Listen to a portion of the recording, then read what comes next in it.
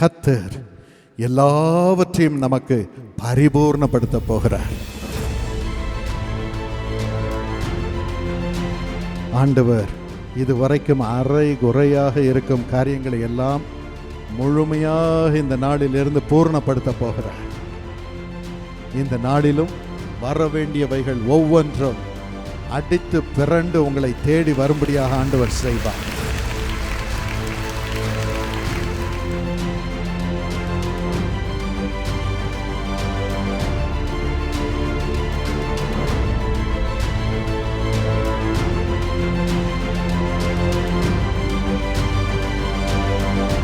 ஆண்டவரே, உம்முடைய அன்பு கரம், அந்த ஆணி பாய்ந்த கரம் உம்முடைய பிள்ளையின் மேல் வரட்டும் சுவாமி.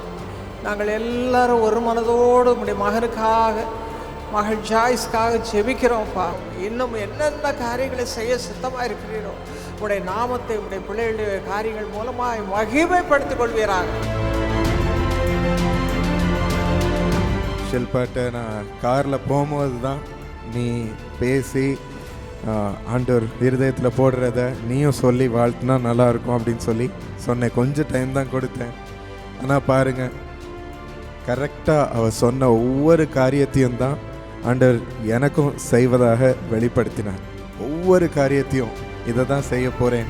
நானே கேட்டேன், ஆண்டவரே இதுதான் நீர் வாக்குத்தத்தம் பண்ணுகிறீரா? இந்த காரியத்தை தான் நீங்கள் செய்ய போகிறீரா சுவாமி, இல்லை வேறு ஆசீர்வாதத்தை வச்சிருக்கிறீரான்ட்டு எனக்கே சந்தேகமாக இருந்துச்சு. இருந்தாலும் ஆண்டவர் சொன்னதினால் அதை நான் சொல்லட்டும் என்று சொல்லி நான் ஆயத்தம் பண்ணிட்டு வந்தேன். பார்த்தா அதே வார்த்தையை ஷில்பா அவர்களும் சொல்லியிருக்கிறாங்க. அவர் என்னை புல்லுள்ள இடங்களில் மேய்த்து அமர்ந்த தண்ணீர்கள் அண்டையில் என்னை கொண்டு போய் விடுவார். எவ்வளோ அழகான ஒரு வசனம். புல்லுள்ள இடங்களில் கர்த்தர் நம்ம ஒவ்வொருத்தரையும் மேய்த்து அமர்ந்த தண்ணீர்கள் அண்டையில் என்னை கொண்டு போய் விடுவார். எத்தனை பேர் இதை விசுவாசிக்கிறீங்க? ஹல்லேலூயா. அவ்வளோ அழகான, அவ்வளோ சமாதானத்தான ஒரு வாழ்க்கையை கர்த்தர் நம்ம ஒவ்வொருத்தருக்கும் கொடுக்க போகிறார். ஆண்டவர் காட்டின ஒரு காரியம், என் பிள்ளைகளுடைய வாழ்வை பசுமையும் புஷ்டியுமாய் நான் இருக்கும்படி ஆசிர்வதிப்பேன் என்று. அவ்வளோ செழிப்போடு அவர்கள் வாழ்வு அமைக்கப்பட நான் ஆசிர்வதிக்க போகிறேன். இதுவரையிலும் நீங்கள் கண்டதோடு எவ்வளோ மடங்கு ஆண்டவர் இப்படி ஒரு செழிப்பான வாழ்க்கையை நீங்கள் அனுபவிக்கும்படி ஆண்டவர் மறுரூபப்படுத்துகிறார். என்னுடைய மருமகள் மகன் 2 பேரும் ஒரே சத்தியத்தை பேசினார்கள். இதே போல ஒவ்வொரு கணவரும் ஒவ்வொரு மனைவியும் ஒவ்வொரு காரியத்திலும் ஆண்டவர்கிட்ட கேட்டு கேட்டு பேசுங்க. ஆண்டவர் உங்களை புல்லுள்ள இடங்களில் கொண்டு போய் அமர்ந்த தண்ணீர்கள் அண்டையிலே நடத்தி செழிப்பான காலங்களுக்குள் உங்கள் குடும்பத்தை நடத்துவது உறுதி.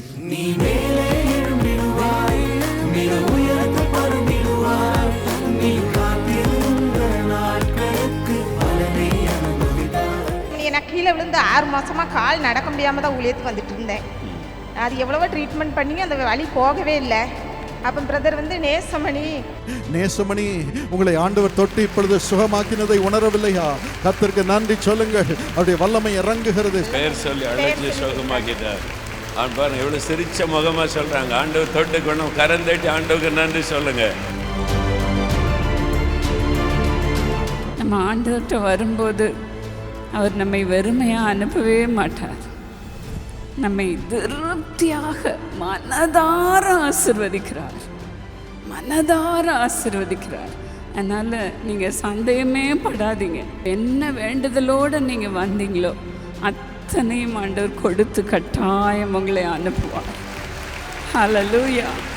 திருப்தியாக ஆசீர்வதிப்பார், திருப்தியாக ஆசீர்வதிப்பார். திருப்தியாவீர்கள் என்று ஆண்டவர் என் மனைவி மூலமாக சொன்னார். அது உண்மையில் நடக்கிறது, நடந்திருக்கிறது. அதை அனுபவிக்க போகிறோம். I love you.